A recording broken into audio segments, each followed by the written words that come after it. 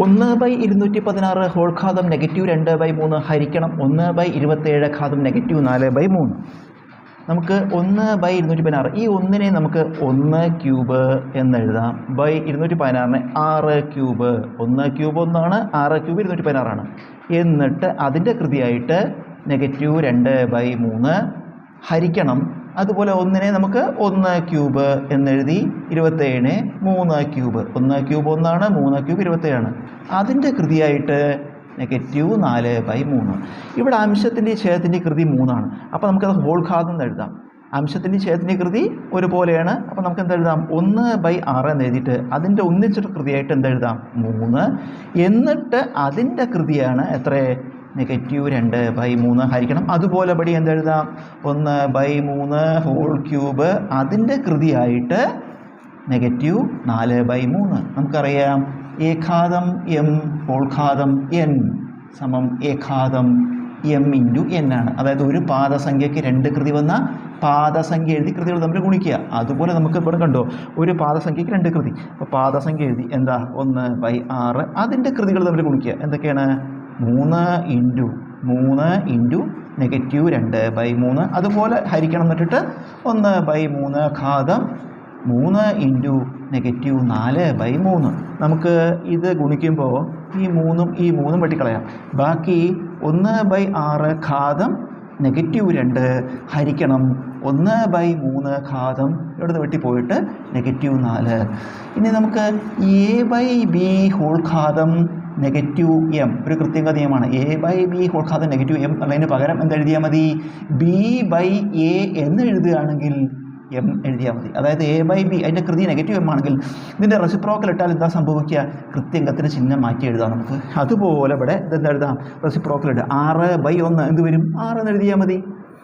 1/6 തിരിച്ചിട്ട് 6/1 അതിൻ്റെ കൃതിയായിട്ട് അപ്പോൾ ചിഹ്നം മാറ്റി 6² ഹരിക്കണം. അതുപോലെ അവിടെ എന്ത് വരും? 3 ഘാതം 4. അപ്പോൾ 6² എത്രയാണ്? 36 ഹരിക്കണം എന്ന് പറഞ്ഞാൽ ബൈഡ 3 ഘാതം 4 81. 3 × 4 പ്രാവശ്യം 4 പ്രാവശ്യം കുറിച്ച് 81. 6² 6 × 36. നമുക്കിത് വെട്ടിച്ചുരുക്കാം 9 കൊണ്ട്. 4 9 36 9 9 81. ഉത്തരം 4/9. അഖിലേഷ് 40 മീറ്റർ കിഴക്ക് ദിശയിലേക്ക് നടന്ന ശേഷം വലത്തോട്ട് തിരിഞ്ഞ് 50 മീറ്റർ നടന്നു. പിന്നീട് ഇടതു ഭാഗത്തേക്ക് 40 മീറ്റർ നടന്നു.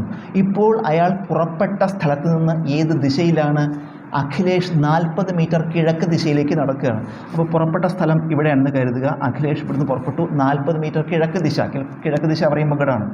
അപ്പോൾ കിഴക്കോട്ട് അഖിലേഷ് 40 മീറ്റർ നടന്നു. 40 മീറ്റർ കിഴക്ക് ദിശയിലേക്ക് നടന്ന ശേഷം വലത്തോട്ട് തിരിയുക.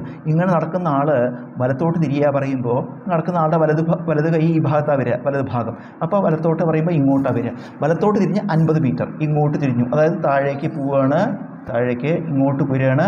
ഇവിടെ 50 മീറ്റർ നടന്നു. അങ്ങോട്ട് 50 മീറ്റർ നടന്നു. ഇനി നടന്ന് പിന്നീട് ഇടതു ഭാഗത്തേക്ക് തിരിയുകയാണ്. അപ്പോൾ ഇങ്ങനെ നടക്കുന്ന ആൾ, ഇവിടുന്ന് ഇങ്ങോട്ട് നടക്കുന്ന ആൾ ഇടതു ഭാഗത്തേക്ക് തിരിയുക പറയുമ്പോൾ അവരുടെ ഇടതു ഭാഗം ഈ ഭാഗമാണ് വരിക. ഇവിടെ വലതും ഇവിടെ ഇടതുമായിരിക്കും. അപ്പോൾ അങ്ങോട്ട് തിരിയുക, ഇടതു ഭാഗത്തേക്ക് 40 മീറ്റർ നടക്കുകയാണ്. ഇവിടെ നിന്ന് ഇങ്ങോട്ട് നടന്നു 40 മീറ്റർ നടന്നു. 40 മീറ്റർ.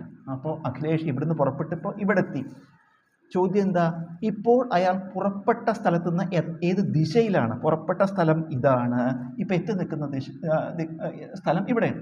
അപ്പോൾ ഇതിനെ അപേക്ഷിച്ച് നോക്കുമ്പോൾ ഇത് ഏത് ദിശയിലാണ് വരിക? ഇതിങ്ങനെ വരയ്ക്കുമ്പോൾ നമുക്ക് ഏത് ദിശയിലായിട്ട് വരും?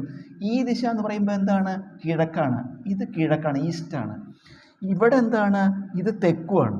ഇത് തെക്കാണ്, വെസ്റ്റാണ്, അല്ല സൗത്താണ്.